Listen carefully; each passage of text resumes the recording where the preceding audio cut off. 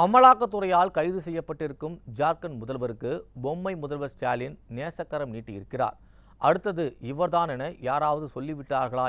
ஏன் எங்கோ இருக்கும் ஒருவருக்கு இங்கிருக்கும் இவர் கொடி பிடிக்கிறார்?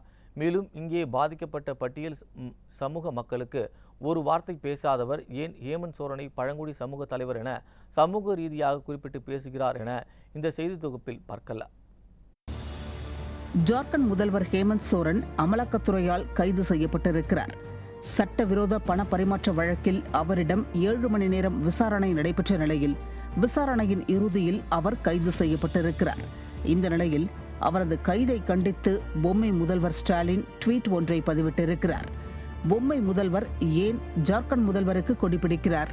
அது சரி, பல்வேறு வழக்குகளில் அமலாக்கத்துறையிடம் சிக்கி தவிக்கும் திமுக கும்பல் ஜார்க்கண்ட் முதல்வருக்கு பக்கவாத்தியம் வாசிக்கத்தான் செய்வார்கள். ஆனால் அந்த ட்வீட்டில் பழங்குடி சமூகத்தை சேர்ந்த தலைவரை துன்புறுத்துகிறார்கள் என குறிப்பிட்டிருக்கிறார் ஸ்டாலின். அதுதான் பல்வேறு கேள்விகளை எழுப்புகிறது. எங்கோ இருக்கும் ஜார்க்கண்டில் அந்த மாநிலத்தின் முதல்வர் என்கிற உச்சபட்ச அதிகாரத்தில் இருக்கும் ஒரு பழங்குடி சமூகத்தை சேர்ந்தவருக்காக குரல் கொடுக்கும் ஸ்டாலின் வேங்கை வயலில் பாதிக்கப்பட்ட ஒடுக்கப்பட்ட மக்களுக்காக குரல் கொடுத்தாரா?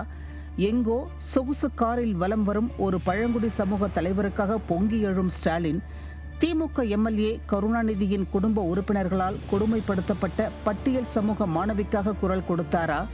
தமிழகத்தில் நாள்தோறும் பட்டியல் மற்றும் பழங்குடி சமூக மக்கள் ஏராளமான கொடுமைகளை அனுபவிக்கின்றனர். அமைச்சர்களே பட்டியல் சமூக மக்களை இழிவுபடுத்தும் விதமாக நடந்து கொள்கின்றனர். அதையெல்லாம் கண்டுகொள்ளாத ஸ்டாலின் எங்கோ இருக்கும் பழங்குடி சமூக தலைவருக்காக உருகுவது ஏனோ? ஒருவேளை இன்று ஹேமந்த் சோரன், நாளை ஸ்டாலின் தான் என யாராவது தகவல் கொடுத்து விட்டார்களா? இருக்கலாம். செந்தில் பாலாஜியின் சிறைவாசம் தொடங்கி 30,000 கோடி கொள்ளை வரை ஏராளமான கத்திகள் தலைக்கு மேலே தொங்கிக் கொண்டுதான் இருக்கிறது. இப்போ நாம ஆதரவு கொடுத்தா நாளைக்கு அவங்க கொடுப்பாங்க என்கிற எண்ணத்தில் கூட இந்த ட்வீட்டை போட்டிருக்கலாம். அப்படி இருக்கும் பட்சத்தில் ஸ்டாலினிடம் தமிழக மக்கள் கேட்க வேண்டிய ஒரு கேள்வி இருக்கிறது. என்ன ஸ்டாலின், பயப்படுறீங்களா?